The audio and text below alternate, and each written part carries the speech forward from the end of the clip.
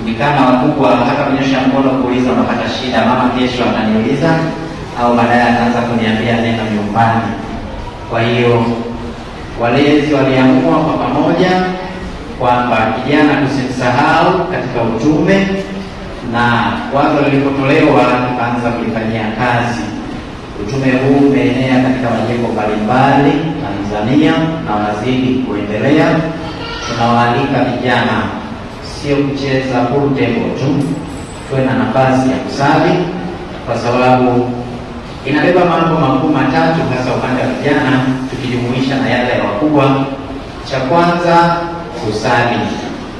Tunapoanza novena tunasali wote, na zaidi ili kumjua Mungu tunasali na mbalimbali na kuhiji kama utaratibu wetu, ndio maana mmewaona amefika.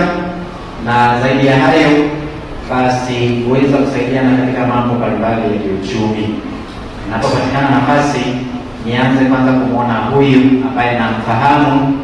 Leo anapokuja mtu na kazi, nimeona kijana yudi sikujui, naomba eti uwe refa, na pia sina filimbi, lakini nikimfahamu ni rahisi hata kusema kijana namfahamu na nitasimama kwa ajili yake. Kwa hiyo vijana nyote mnaalikwa kwa ajili hiyo.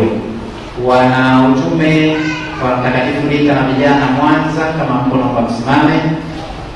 Naomba mwinuke vijana Mtakatifu Rita na vijana Mpogo. Wapogo. Kwa hiyo tunawakaribisha sana ili kuweza kumtukuza Mungu pamoja nasi. Tusichelewe, muda ni sasa na tuna nguvu.